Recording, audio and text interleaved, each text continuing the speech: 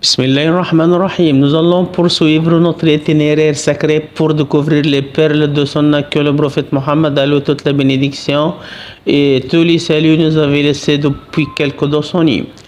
Aujourd'hui, nous allons traiter le hadith de Jarir ibn Abdullah al-Bagali, qu'Allah l'agrée, qui dit: nous étions auprès du prophète sur lui la paix et le salut une nuit.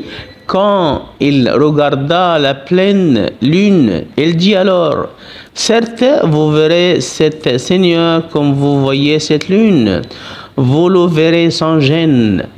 Donc, si vous pouvez faire en sorte d'accomplir une prière avant le lever du soleil, et une avant son coucher, faites-le. Et dans une autre version, il regarda la pleine lune au cours d'une 14e nuit. L'explication du hadith. Jarir ibn Abdullah al-Bajali, qu'Allah l'agrée, relate qu'ils étaient auprès du prophète sur la paix et le salut une nuit, quand il regarda la pleine lune, la 14e nuit, et dit: certes, vous verrez votre Seigneur comme vous voyez cette lune, c'est-à-dire le jour de la résurrection et au paradis. Les croyants le verront comme ils voient la pleine lune. Cela ne signifie pas qu'Allah rassemble à la pleine lune, car certes rien ne rassemble à Allah. Plutôt, il est plus immense et plus sublime. À lui la puissance et la grandeur. En effet, le sens de cette signification est la comparaison d'une vision par une autre et non de ce qui est visionné par autre chose. Tout comme nous voyons réellement la lune de Vésus lorsqu'il est elle est pleine sans aucun équivoque, de même nous verrons notre Seigneur. À lui la puissance et la grandeur.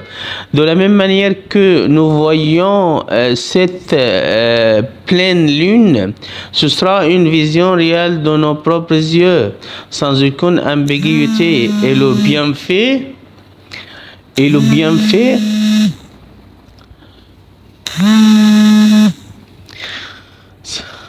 bienfait le plus délicieux et le plus savoureux pour les gens du paradis sera de regarder le visage d'Allah.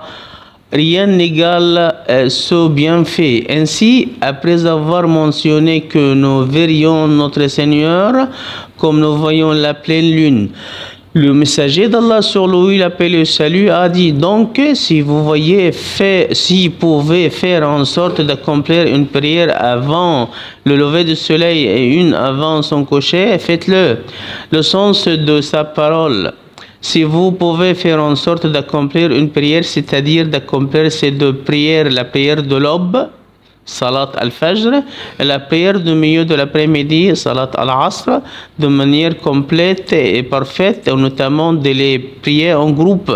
Donc, si vous pouvez faire en sorte de faire cela, alors faites-le. Il y en a en cela une preuve que le fait d'être assidu à la prière de Fajr et à celui de Asr fait partie de causes qui permettront de pouvoir voir le visage d'Allah. À lui la puissance et la grandeur. Wallillahi alhamdu awwalan wa akhira.